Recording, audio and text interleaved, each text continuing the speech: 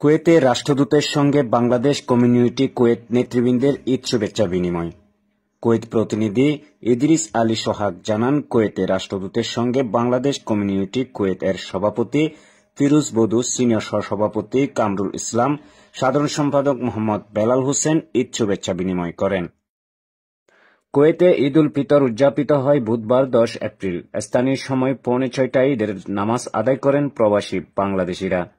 ঈদের নামাজ শেষে সকাল 9টা থেকে দুপুর 12টা পর্যন্ত সব শ্রেণী পেশার প্রবাসী বাংলাদেশিরা প্রতি বছরের মতো এবারও কুয়েতের কর্তব্যস্থ বাংলাদেশ ভবনে বাংলাদেশের রাষ্ট্রদূত মেজর জেনারেল মোহাম্মদ আশিকুজ্জামানের সঙ্গে ঈদের শুভেচ্ছা বিনিময় করেন।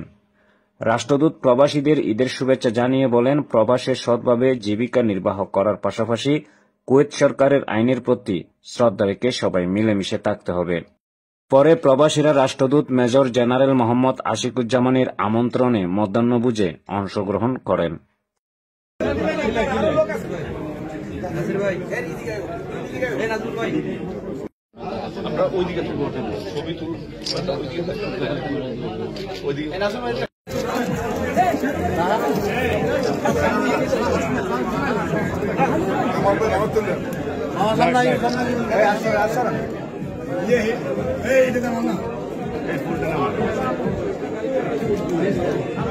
ভাই কি খাওয়া